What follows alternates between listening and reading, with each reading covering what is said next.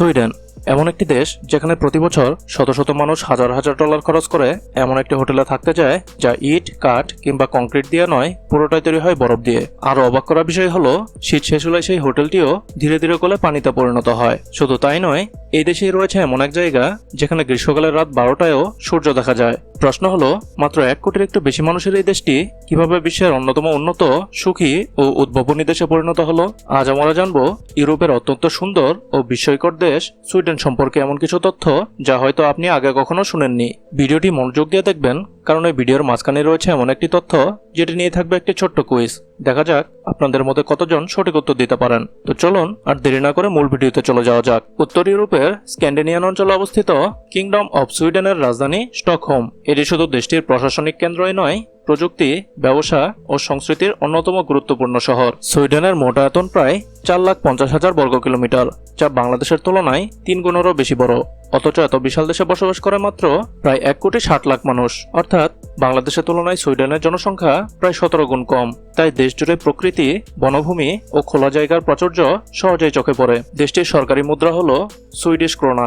বর্তমানে 1 Swedish kroner মূল্য প্রায় 13 থেকে 14 বাংলাদেশি টাকার সমান।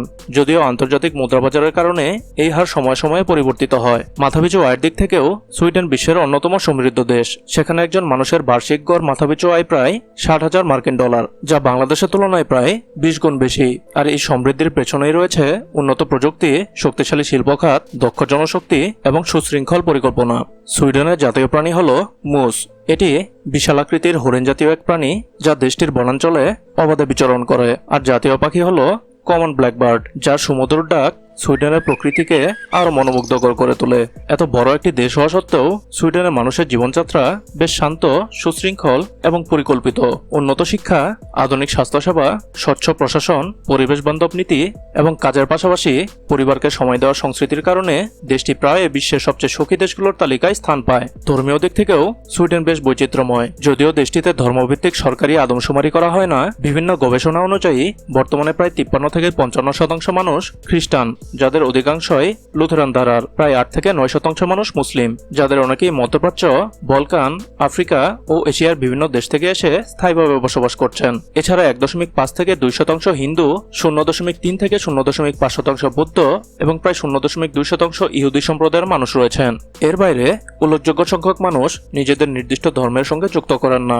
তবে সবচেয়ে গুরুত্বপূর্ণ বিষয় হল সুইডেনের প্রত্যেক নাগরিক নিজের ধর্ম স্বাধীনভাবে পালন করার সাংবিধানিক অধিকার ভোগ করেন। সুইডেন এমন একটি দেশ যেখানে প্রকৃতিপ্রেমীদের জন্য যেন প্রতিটি ঋতুই আলাদা এক অভিজ্ঞতা। দেশটিতে রয়েছে 2,60,000-এরও বেশি দ্বীপ, প্রায় 96,000 হ্রদ এবং বিস্তীর্ণ বনভূমি, যা পুরো দেশের প্রায় 70% এলাকা জুড়ে রয়েছে। তাই সুইডেনকে অনেকে ইউরোপের অন্যতম সবুজ দেশ বলে থাকেন। তবে পর্যটকদের সবচেয়ে বেশি আকর্ষণ করে উত্তর সুইডেনের আইস হোটেল। প্রতি বছর শীতের শুরুতে টার্নে নদীর বরফ কেটে নতুন এই হোটেলটি তৈরি করা হয়। মজার বিষয় হলো শীত শেষ হলে পুরো হোটেলটি ধীরে ধীরে গলে নদীর পানিতে মিশে যায়। এরপর পরের শীতে আবার সম্পূর্ণ নতুন নকশায় এটি তৈরি করা হয়। অর্থাৎ পৃথিবীতে এমন খুব কম হোটেলই আছে যা প্রতি বছর নতুন করে জন্ম নেয়। আরেকটি অবিশ্বাস্য অভিজ্ঞতা হলো মিডনাইট সান। গ্রীষ্মকালে উত্তর সুইডেনের কিছু অঞ্চলে রাত 11টা বা 12টাতেও সূর্যের আলো দেখা যায়। আবার শীতকালে ঠিক সেই এলাকায় কয়েক সপ্তাহ সূর্য ওঠে না। সেই সময় আকাশ জুড়ে দেখা মেলে রঙিন নর্দার্ন লাইটস, যা দেখতে প্রতি বছর বিশ্বের লাখ লাখ পর্যটক সুইডেন ভ্রমণ করেন। সুইডেন ভ্রমণের আরেকটি বিশেষ আকর্ষণ হলো রাজধানী স্টকহোম। শহরটি 14টি দ্বীপের উপর গড়ে উঠেছে এবং অসংখ্য সেতুর মাধ্যমে একে অপরের সঙ্গে যুক্ত।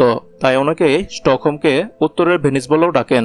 এখানকার পুরনো শহর, গ্যামলা স্ট্যান্ড, রাজপ্রাসাদ, জাদুঘর এবং বিশ্বের দীর্ঘতম আর্ট গ্যালারি হিসেবে পরিচিত স্টকহোম মেট্রো স্টেশন পর্যটকদের কাছে অত্যন্ত জনপ্রিয়। বাংলাদেশিদের জন্য সুইডেন কেমন? পড়াশোনা, গবেষণা এবং উচ্চ দক্ষতার পেশার জন্য সুইডেন ইউরোপের অন্যতম আকর্ষণীয় দেশ। বিশেষ করে আইটি, সফটওয়্যার, প্রকৌশল, স্বাস্থ্যসেবা এবং গবেষণা খাতে দক্ষ কর্মীদের চাহিদা রয়েছে। তবে সাধারণ শ্রমিক হিসেবে কাজের সুযোগ তুলনামূলক কম। আর চাকরি পাওয়ার জন্য দক্ষতা ও ইংরেজির পাশাপাশি অনেক ক্ষেত্রে সুইডিশ ভাষা জানাও গুরুত্বপূর্ণ। মুসলিমদের জন্য সুইডেন তুলনামূলকভাবে উন্মুক্ত একটি দেশ। দেশ জুড়ে অনেক মসজিদ, ইসলামিক সেন্টার, হালাল খাবারের দোকান এবং মুসলিম কমিউনিটি রয়েছে। বড় শহরগুলোতে ঈদ সহ বিভিন্ন ধর্মীয় অনুষ্ঠানও পালন করা হয়। তবে ইউরোপের অন্য দেশের মতো এখানেও সামাজিক ও রাজনৈতিক কিছু বিতর্ক মাঝে মাঝে দেখা যায়। তবুও আইনের দৃষ্টিতে ধর্ম পালনের স্বাধীনতা সবার জন্য সমান। নারীদের স্বাধীনতার দিক থেকেও সুইডেন বিশ্বের অন্যতম অগ্রসর দেশ। শিক্ষা, চাকরি, গবেষণা, ব্যবসা কিংবা রাজনীতি প্রায় প্রতিটি ক্ষেত্রেই নারীরা পুরুষদের সঙ্গে সমানভাবে দারুণভাবে নেতৃত্ব দিচ্ছেন।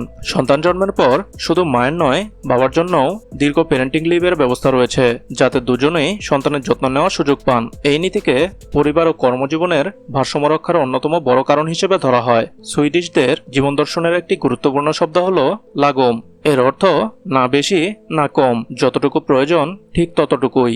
এই দর্শন তাদের জীবনযাত্রা, কেনাকাটা, কাজের ধরন, এমনকি দৈনন্দিন আচরণেও স্পষ্টভাবে দেখা যায়। অযথা অপচয় বা বাড়াবাড়ির বদলে তারা ভারসাম্যপূর্ণ জীবনকে বেশি গুরুত্ব দেন। আরেকটি বিষয় জানলে হয়তো অবাক হবেন, সুইডেনে রয়েছে ফ্রিডম টু রুম নামের একটি বিশেষ অধিকার। এর ফলে প্রকৃতির কোনো ক্ষতি না করলে আপনি বন, পাহাড় কিংবা রোদের আশেপাশে ঘুরতে পারবেন, বনবেরি ও মাশরুম সংগ্রহ করতে পারবেন, এমনকি অনেক জায়গায় এক রাতের জন্য তাঁবুও ফেলতে পারবেন। তবে শর্ত একটাই, প্রকৃতিকে কোনোভাবেই নষ্ট করা যাবে না। প্রকৃতির প্রতি এই সম্মানই সুইডেনকে বিশ্বের অন্যতম পরিবেশ সচেতন দেশ হিসেবে পরিণত করেছে। সুইডেনকে বিশ্বের সবচেয়ে বেশি ক্যাশলেস দেশগুলোর একটি বলা হয়। অনেক দোকান, ক্যাফে, এমনকি কিছু গণপরিবহনেও নগদ টাকা গ্রহণ করা হয় না। অধিকাংশ মানুষ ব্যাংক কার্ড বা মোবাইল পেমেন্ট ব্যবহার করেন। তাই শুধু নগদ টাকা নিয়ে সুইডেনে ঘুরতে গেলে অনেক সময় অস্বস্তিকর পরিস্থিতিতে পড়তে হতে পারে। এখানকার মানুষের আরেকটি প্রিয় অভ্যাস হলো ফিকা। এটি শুধু কফি পান করার বিরতি নয়, বরং পরিবার, বন্ধু কিংবা সহকর্মীদের সাথে কিছুটা সময় গল্প করে কাটানোর একটি সুন্দর সংস্কৃতি। ব্যস্ততার মাঝেও এই ছোট্ট সময়টুকু তারা মানসিক প্রশান্তির জন্য খুবই গুরুত্বপূর্ণ মনে করেন। সুইডেন সম্পর্কে এতক্ষণে আমরা অনেক কিছুই জানলাম, কিন্তু মজার বিষয় হলো মাত্র 1,60,00,000 মানুষের এই দেশ থেকেই জন্ম নিয়েছে বিশ্বের কিছু জনপ্রিয় প্রতিষ্ঠান। আইকিয়া, স্পটিফাই, ভলভো, এরিকসন এবং H&M। ছোট জনসংখ্যা হলেও উদ্ভাবন, প্রযুক্তি এবং জীবনমানের দিক থেকে সুইডেন আজ বিশ্বের অন্যতম একটি অনুকরণীয় উদাহরণ। আরেকটি বিষয় হলো পরিবেশ রক্ষা। সুইডেনে আবর্জনা ফেলারও নির্দিষ্ট নিয়ম রয়েছে। কাগজ, প্লাস্টিক, কাঁচ, ধাতু ও খাবারের বর্জ্য আলাদা করে ফেলা হয়। পুনর্ব্যবহার ব্যবস্থাও এতটাই উন্নত যে অনেক বর্জ্য থেকেই বিদ্যুৎ ও তাপশক্তি উৎপাদন করা হয়। তাই দেশটির শহরগুলো এত পরিষ্কার পরিচ্ছন্ন দেখা যায়। সবশেষে সুইডেন সম্পর্কে একটি মজার তথ্য দিয়ে শেষ করি। সুইডিশরা একটি কথা খুব বিশ্বাস করেন, প্রকৃতির যত কাছে থাকা যায় জীবন তত সুন্দর হয়। তাই ছুটির দিনে অনেকে শহরের ব্যস্ততা ছেড়ে বন, পাহাড় কিংবা রোদের পাশে সময় কাটাতে চলে যান। আধুনিক প্রযুক্তিতে এগিয়ে থাকলেও প্রকৃতির সঙ্গে এই গভীর সম্পর্কই সুইডেনকে অন্য অনেক দেশের থেকে আলাদা পরিচয় দিয়েছে। এবার আসা যাক আজকের কুইজে। সুইডেনে এমন কোন বিশেষ হোটেল রয়েছে যা প্রতি বছর বরফ দিয়ে নতুন করে তৈরি করা হয় এবং শীত শেষে ধীরে ধীরে গলে যায়? A, sand hotel, B, ice hotel, C, sky hotel, D, crystal hotel. আপনার সঠিক উত্তরটি এ, বি, সি অথবা ডি, যেটি মনে হয় সেটি কমেন্টে লিখে জানান। আর চাইলে এটাও লিখতে পারেন আজকের ভিডিওর কোন তথ্যটি আপনাকে সবচেয়ে বেশি অবাক করেছে।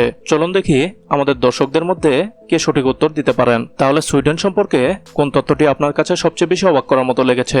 আইস হোটেল, রাত 12টায় সূর্য, ক্যাশলেস সমাজ নাকি অন্যের জমিতে ঘোরার স্বাধীনতা? আপনার মতামত অবশ্যই কমেন্টে জানাবেন। আর ভিডিওটি ভালো লাগলে একটি লাইক দিয়ে বন্ধুদের সাথে শেয়ার করতেও ভুলবেন না। আজকের মতো এখানেই বিদায় নিচ্ছি। দেখা হবে নতুন কোনো দেশের নতুন কোনো ভিডিও নিয়ে। ততদিন পর্যন্ত সুস্থ থাকুন, ভালো থাকুন। আল্লাহ হাফেজ।